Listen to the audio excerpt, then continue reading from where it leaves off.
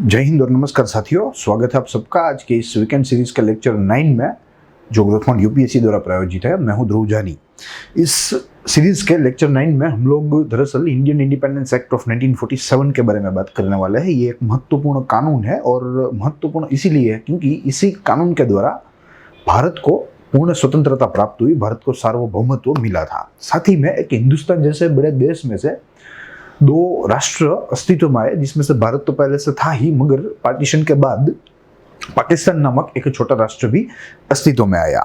देखेंगे वही same modus operandi है, वही सेम एजेंडा के तहत देखने का प्रयास करेंगे। पहले इस पूरे कानून के बैकग्राउंड को तपासने का प्रयास करेंगे, साथ ही में उसके जो महत्वपूर्ण प्रावधान है वो देखेंगे उसके उद्देश्यों के साथ, और उसके पश्चात हम लोग इसके इंपॉर्टेंस व क्रिटिक्स की यानी कि इसके टीका की बात करेंगे। तो शुरू करेंगे।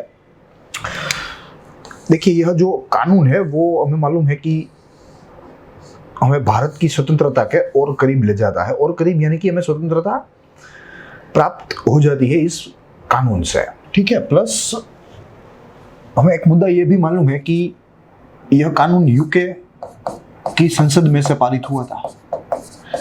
जैसे हमने पूर्व कई सारे कानून देखे जो भारत के लिए थे, मगर उनका गठन जो है या उनका पारित होना जो है वो यूके की संसद में होता था, क्योंकि उस समय भारत एक ब्रिटिश प्रदेश था, एक अंग्रेजी प्रदेश था। तो ये कानून भी उन कानूनों की जैसे ही, उन कानूनों में से ही एक है जो कि यूके की संसद में पारित हुआ हो, जो भारत के लिए हो, भारत के लिए। कानून ने दो डोमिनियंस यानी कि सार्वभौम क्षेत्र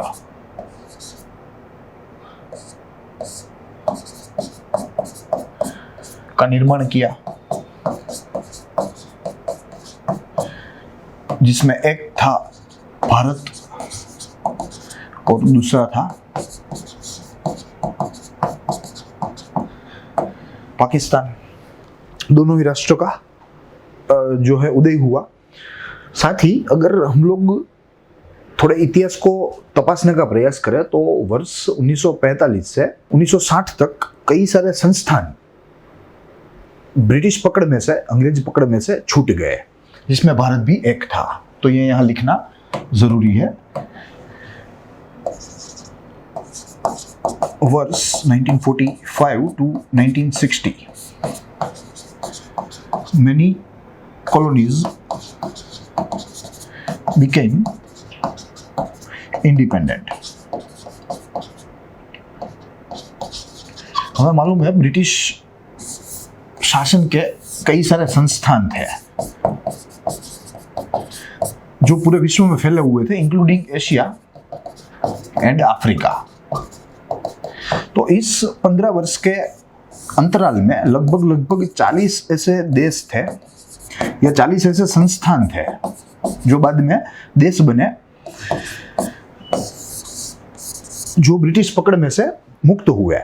इसमें भारत भी एक था जिसको इसका लाभ मिला। साथ ही में भारत का जो स्वतंत्र संग्राम था वो भी थोड़ा भिन्न था, स्वतंत्रता संग्राम, क्योंकि आमतौर पर बाहर हमें हिंसा देखने को मिलती है, मगर भारत का ये जो स्वाधीनता संग्राम था वो अधिकांश अहिंसक था।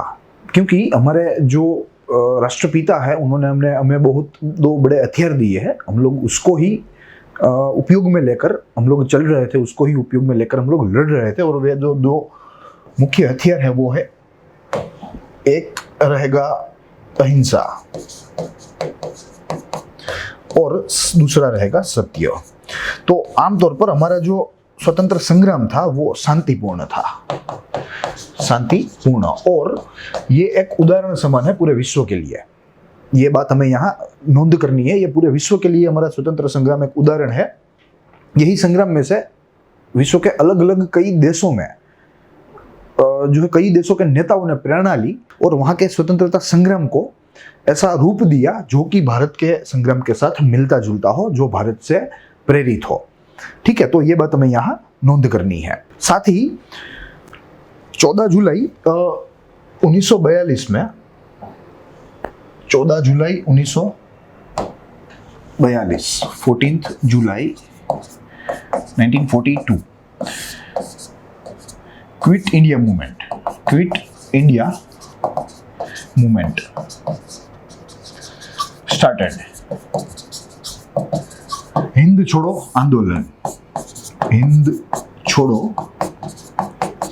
आंदोलन शांतिमय आंदोलन था, मगर इसमें ब्रिटिश प्रशासन को टक्कर देने की बात थी, उनको चुनौती देने की बात थी।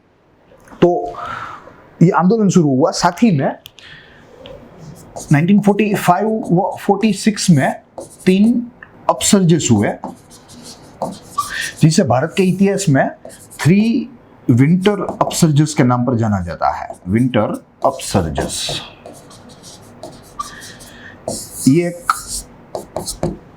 महत्वपूर्ण घटना है। अगर पब्लिक एडमिनिस्ट्रेशन के छात्र यहाँ देखते हो तो उनके लिए यह थोड़ी महत्वपूर्ण घटना है। हालांकि इसके ऊपर चर्चा आज हम लोग नहीं कर पाएंगे, उसका हमें खेद है, मगर अगले उपाख्यान में या अगले हफ्ते जो उपाख्यान आने वाला है उसमें हम लोग ऐसे 2-3 जो आज के जो मिसलेनियस मुद्दे हैं उसको हम लोग उसमें डालकर उनका समावेश हम लोग अगले उपाख्यान में करने वाले हैं। तो ये हम लोग विस्तृत रूप से आगे देखेंगे, मगर यहाँ इंट्रोडक्टरी अगर मैं आपको बोलूं तो ये जो विंटर अपसर्जेस थे ये ब्रिटिश शासन के विरुद्ध थे।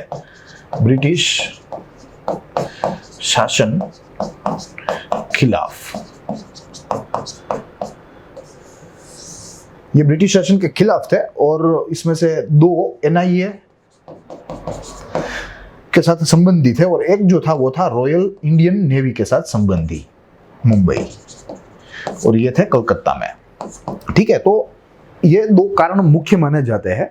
इन 2 कारणों की वजह से ब्रिटिश प्रधानमंत्री क्लेमेंट एटली के द्वारा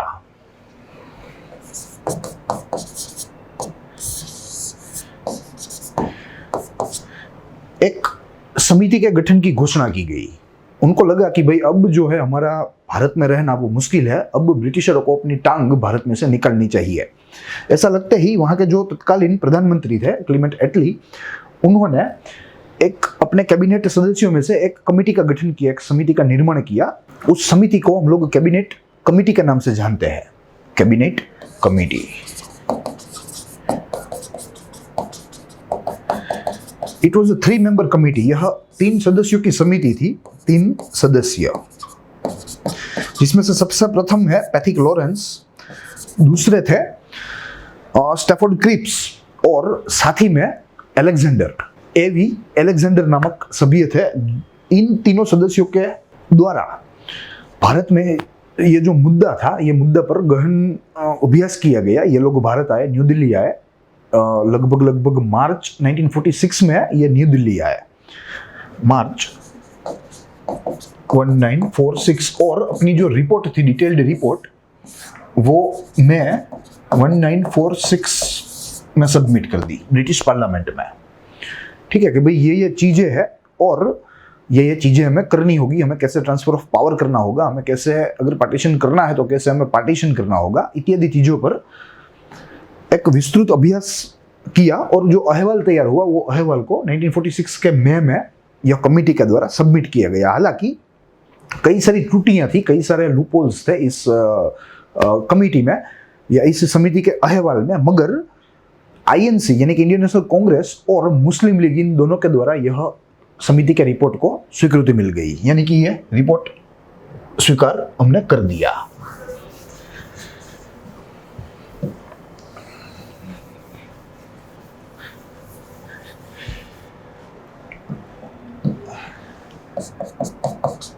INC एंड मुस्लिम लीग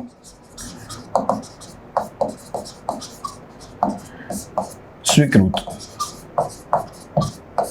इन लोगों ने स्वीकृत कर लिया कि भाई हमें कोई आपत्ति नहीं है, आप लोग आगे बढ़ सकते हो, ये अच्छा प्लान है।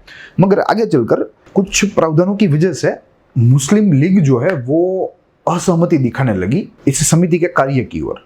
आखिरी में परिणाम स्वरूप मुस्लिम लीग पीछे हट गया,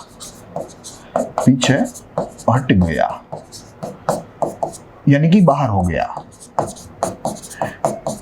और उसने डायरेक्ट एक्शन के लिए आह्वान कर दिया। डायरेक्ट एक्शन किसके लिए? अलग राष्ट्र के लिए,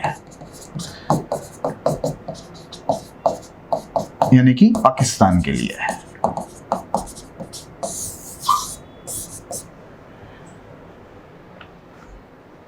मगर हमारी इंडियन नेशनल कांग्रेस थी, उसको स्वीकृत था और वो अपने फैसले पर अड़ी रही। उसके बाद वड़ा प्रधान एटली के द्वारा महत्वपूर्ण घोषणाएं की गई भारत को स्वतंत्रता देने के जो है बारे में, और इस घोषणाओं में कई सारी महत्वपूर्ण बातें की गई।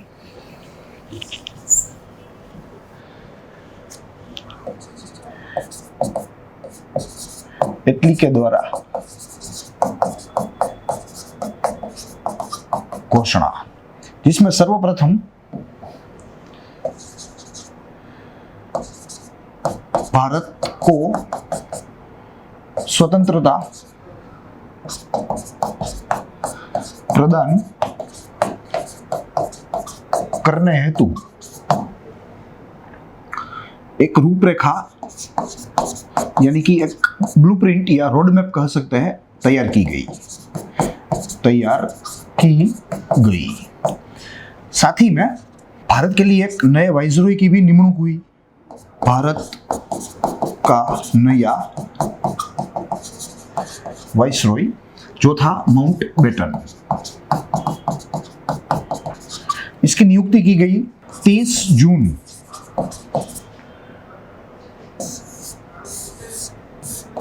को डेडलाइन सेट की गई ट्रांसफर ऑफ पावर्स के लिए।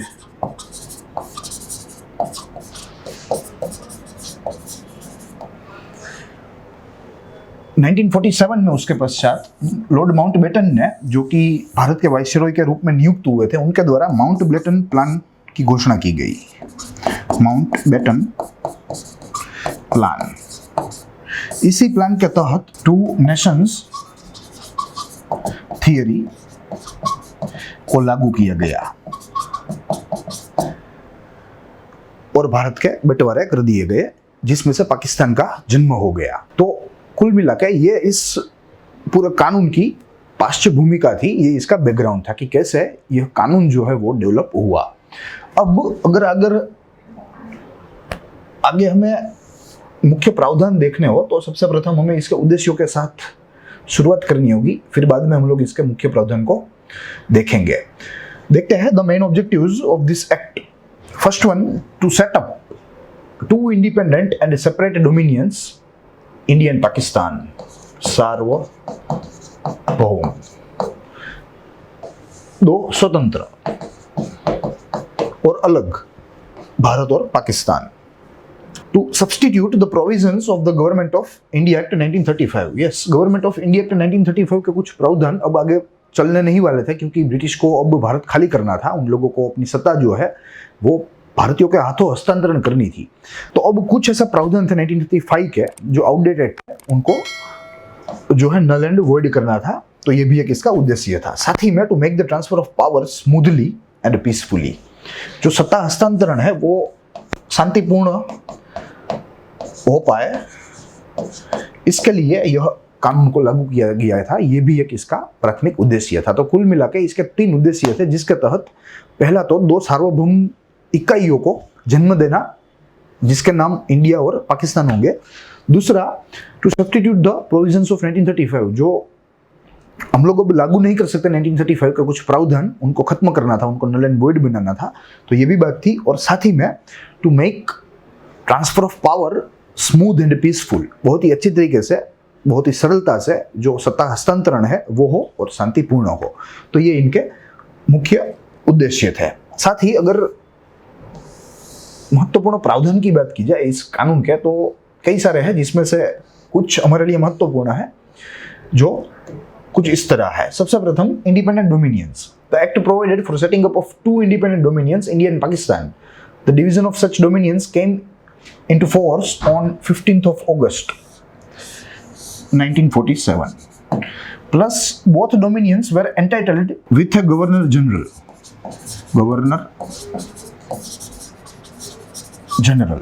Bracket separate. Both dominions were entitled a separate Governor General, a dedicated Governor General, to looking for their affairs. और ये जो गवर्नर जनरल है इनकी नियुक्ति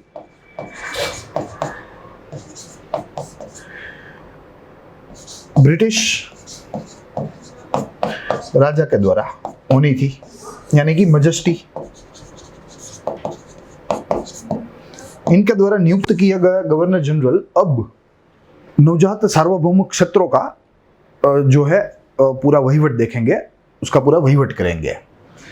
मगर अब यहाँ एक एक एक एक भेद है, यहाँ एक भिन्नता है। वो भिन्नता ये है कि अब तक जो ये जो गवर्नर जनरल थे, जो वाइसरॉय थे, वो अब तक ऐसी नीतियों का अमल भारत में करते थे जो नीतियां यूके की संसद में बनी हो, जो ब्रिटिश संसद में बनी हो। मगर अब भले ही ये गवर्नर जनरल ब्रिटिश राजा के द्वारा नियुक्त हुए हो, भले ही ये विदेशी हो, मगर अब इनको जो वहीवट देखना है, जो प्रशासन करना है, जो नीतियां अमल करनी है, वो नीतियां अब रिस्पेक्टिव डोमिनियंस में बनने वाली है।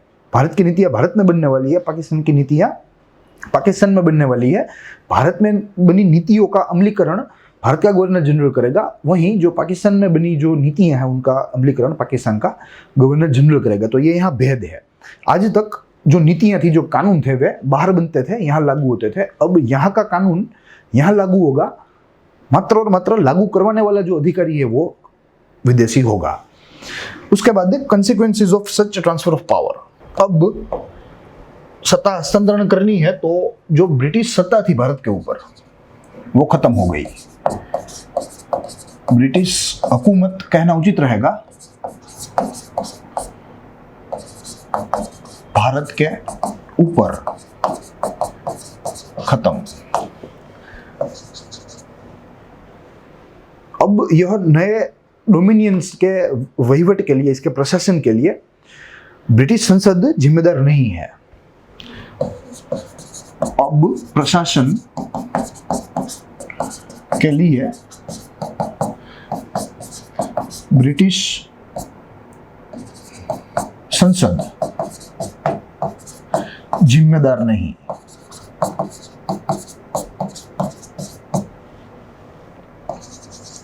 साथ ही में जो ब्रिटिश डिपार्टमेंट्स यहाँ स्थापित हुए थे या अन्य कोई ऐसी कोई रेगुलेटरी संस्था है जो यहाँ स्थापित हुई थी, ब्रिटिश रेगुलेटरी संस्था, अब उनका पावर भी जीरो हो गया।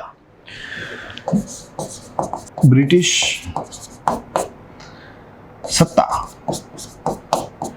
खत्म, चाहे वो कोई भी स्तर की सत्ता हो, चाहे वो उच्च स्तर की हो या चाहे वो निम्न स्तर की हो, मगर अब ब्रिटिश सत्ता नाम ही अब खत्म हो गया। तो ये कॉन्सिक्वेंसेस ऑफ जो है सच ट्रांसफर ऑफ पावर्स में हम लोग इसे गिन सकते हैं। फिर उसके बाद अगर आगे का प्रावधान देखें तो the legislature of this dominions की बात आती है। तो दोनों को स्वतंत्र लेजिस्लेचर दिए गए, और हमें मालूम है जो लेजिस्लेचर होते हैं वहां कानून बनते हैं, कानून बनते हैं। तो दोनों को स्वतंत्र दे दिए गए, स्वतंत्र, एक भारत के लिए, एक पाकिस्तान के लिए। साथ ही ये जो गवर्नर जनरल रहते थे, जो नए नियुक्त हुए थे इस कानून के द्वारा, उनको सहायता करने हेतु एक काउंसिल ऑफ मिनिस्टर्स को रखा गया।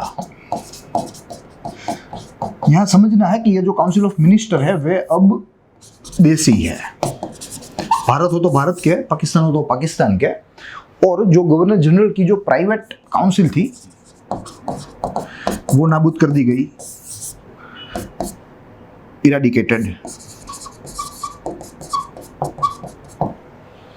ठीक है, तो अब दोनों सार्वभौम क्षेत्रों के लिए अपने अपने लेजिस्लेचर्स है, उन लेजिस्लेचर्स में उन लोगों को अपने कानून बनाने हैं, कानून पारित करने हैं और कानून लागू करने हैं, जिसमें गवर्नर जनरल एक अहम भूमिका निभाएगा। और गवर्नर जनरल को सहायता करने के लिए वो जो देशी निर्वाचित जो मंत्री है, जो मंत्रिमंडल है, वो रहेगा, वो गवर्नर जनरल की सहायता में रहेगा। साथ ही में अगर उसके बाद के प्रावधान की बात करें तो division of Bengal and Punjab and boundary of Assam, yes, boundary was to be decided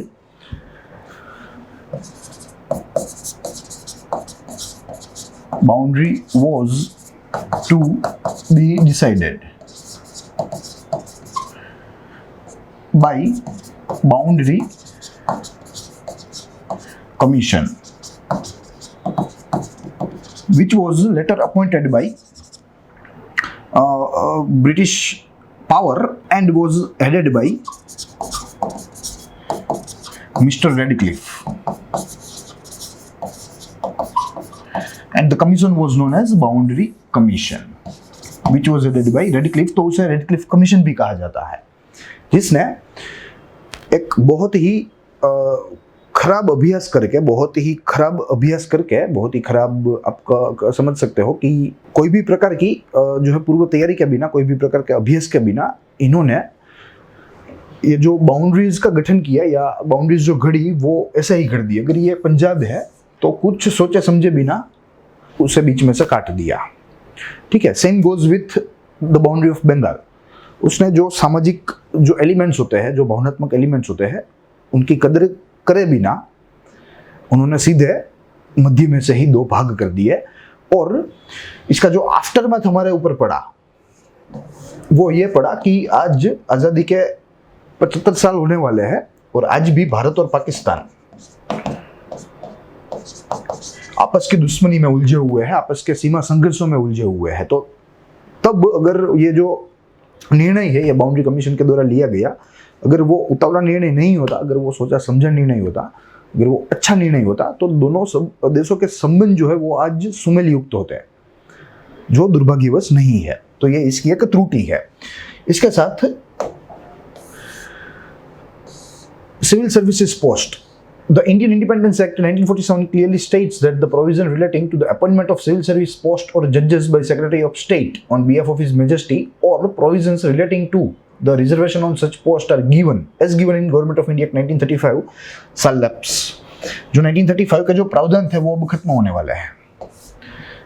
नए प्रावधान लागू होंगे, अलग अलग डोमिनियंस है। अब उन डोमिनियंस को अपने संधि सेवाओं के लिए नया मैकेनिज्म डेवलप करना होगा, नया रिक्रूटमेंट सिस्टम डेवलप करना होगा और उसके तहत उन लोगों को नई भर्तियां करनी होगी। मगर ये प्रावधान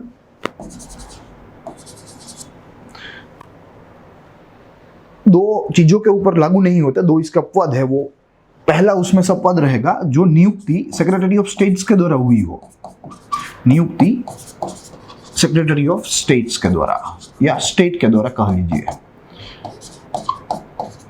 इसके ऊपर ये लागू नहीं होगा। और साथ ही में जो जजेस थे जिनकी निमणूक हो चुकी थी, यह कानून लागू होने से पहले हो चुकी, तो उनके ऊपर भी ये लागू नहीं होंगे। तो ये दो अपवाद है इस प्रावधान के अमलीकरण का, ठीक है, जो हमें याद रखने हैं। और उसके साथ अगर आर्म्ड फोर्स की बात करें, यानी कि सशस्त्र बल की,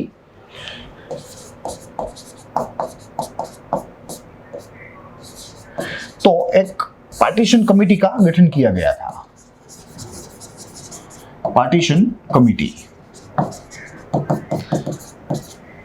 जिसके अध्यक्ष वाइसरॉय थे और दोनों ही डोमिनियंस में से दो दो प्रतिनिधि थे। प्रतिनिधि भारत और दो प्रतिनिधि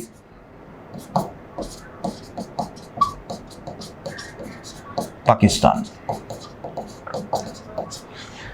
इनको यह पूरा मामला देखना था कि जो सशस्त्र बल है उनका बंटवारा कैसे होगा, उनका विभाजन कैसे होगा। और यही काउंसिल बाद में पार्टीशन काउंसिल के नाम से इसे जानने लगा या पहचाना जाने लगा, पार्टीशन काउंसिल। ठीक है, तो ये सारे प्रावधान थे यह 1947 के, जिसने ट्रांसफर ऑफ पावर्स को ईज करने के लिए कई सारे हमें बिंदु दिए जिसको हमने देखने का प्रयास किया। अब आगे में देखना है कि इसके क्रिटिक्स क्या थे, इसकी टीकाएं क्या थी और साथ ही में इसका महत्व हमारे लिए क्या रहता है। देखेंगे, सबसे प्रथम टीका की बात करेंगे जैसे हम लोग आमतौर पर करते हैं, और साथ ही में हम लोग इसका इंपॉर्टेंस यानी कि इसका महत्व देखने का प्रयास करेंगे, जिसमें सबसे प्रथम हम लोग देखेंगे यह कानून ने, यह कायदे ने टू नेशन थियरी लागू की, यानी कि एक बड़े नेशन का बंटवारा कर दिया, जिसके बाद के जो परिणाम थे वे थोड़े हिंसक रहे, हिंसक परिणाम। चारों तरफ अराजकता फैलने लगी, आई एम सॉरी, और जो सीमावर्ती जो हमारे राज्य थे वहां के लोग जो थे वे काफी हैरान परेशान हो चुके थे। साथ ही में ब्रिटिश प्रशासन ने जो यहां से अपना पांव निकाला वो एक ऐसा निर्णय था जो उतावला निर्णय हो। विथड्रॉ पावर्स इन हेस्ट, यानी कि एक प्रकार का उतावला निर्णय था। और साथ ही में ये जो हिंसक परिणाम आए, ये हिंसक परिणाम इतना फैले कि आज दिन तक भारत और पाकिस्तान के बीच में दुश्मनी चल रही है। तो भारत पाकिस्तान में दुश्मनी, तो कुल मिलाकर ये सारे हम लोग क्रिटिक्स कह सकते हैं इस पर्टिकुलर कानून के। अब अगर इसके महत्व की बात करें तो सबसे पहला और बड़ा महत्व तो यही है कि इसने ब्रिटिश शासन को भारत में समाप्त कर दिया। ब्रिटिश शासन भारत में समाप्त,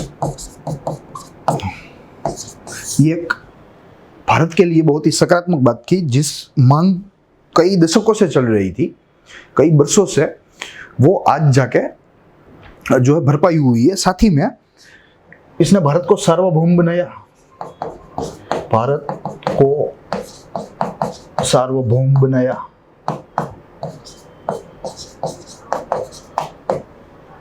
और आज दिन तक जो भारतीय सरकार यानी कि गवर्नमेंट ऑफ इंडिया ब्रिटिश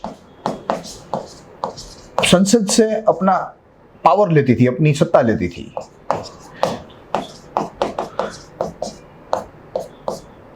वो अब खत्म हो गया। अब गवर्नमेंट ऑफ इंडिया को अपना लेजिस्लेचर है और ये लेजिस्लेचर ही अब गवर्नमेंट इंडिया को पावर देगा। तो ये भी एक अपने आप में सीमा चिन्ह वाली बात है, ये एक सार्वभौम राष्ट्र का लक्षण है। तो आज के इस पूरे उपाख्यान में हमने कई सारे बिंदु देखे, जिस बिंदु में सबसे प्रथम तो हमने ये जाना कि ये जो अधिनियम है 1947 का भारतीय स्वतंत्रता अधिनियम, वो महत्वपूर्ण क्यों है। उसके साथ हमने इसका बैकग्राउंड देखा, इसके कारण देखे कि ये ऐसे कौन से कारण जो जमा हुए जिसने इस कानून के लाने के लिए अहम भूमिका जो है निभाई हो। साथ ही में हमने मुख्य प्रावधान देखे, मुख्य प्रावधान के बाद हमने इसके क्रिटिक्स यानी कि इसकी टीका की और साथ ही में इसका महत्व भी देखा। अब जैसे मैंने आपको बताया कि यहाँ 3-4 मिसलेनियस चीजें हैं जो हमें अगले सप्ताह के उपाख्यान में देखनी है, जिसके तहत हम लोग 3 बिंदुओं पर चर्चा करेंगे।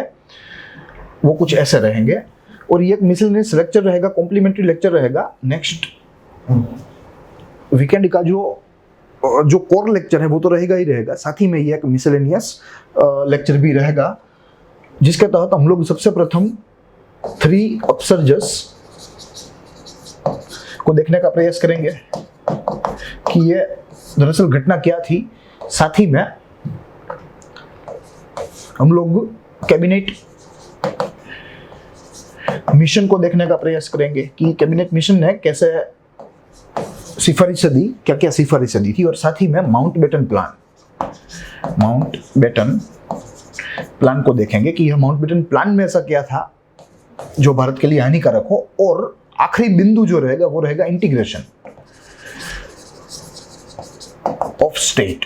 अब भारत को एकीकृत होना है, एक होना है, अलग अलग जो प्रिंसली स्टेट्स थे वो साथ में मिलाना है, अलग अलग जो प्रोविंस थे आज दिन तक ब्रिटिश भारत में, उनको सब साथ में एक अम्ब्रेला के तले, एक देश के तले अब हमें उसको रखना है। तो ये सारे मुद्दे देखेंगे। साथ ही में आज हमने यहाँ हमारी जो चर्चा है, तो इस चर्चा के तहत हमारी जो आधार पुस्तक है importance act that transformed India, इसमें इसका जो प्रथम भाग है वो हमने आज पूर्ण किया। अब हमें ऐसे कानून देखने हैं आगे जो कानून स्वतंत्र भारत में महत्वपूर्ण हो और जिसकी शुरुआत हम लोग रीऑर्गेनाइजेशन ऑफ एक्ट से करेंगे, रीऑर्गेनाइजेशन ऑफ एक्ट 1956, जिसके तहत हमने हमारे राज्यों को जो है पुनर्गठित किया। साथ ही में अलग अलग अन्य स्वतंत्र भारत के कानूनों को देखते जाएंगे जो हमारे इस जर्नी में थोड़े महत्वपूर्ण हो। I hope you enjoyed the lecture. हम लोग मिलेंगे अगले सप्ताह में अगले कानून के साथ। तब तक के लिए देखते रहिए ग्रोथ माउंट यूपीएससी। स्वस्थ रहिए, खुश रहिए।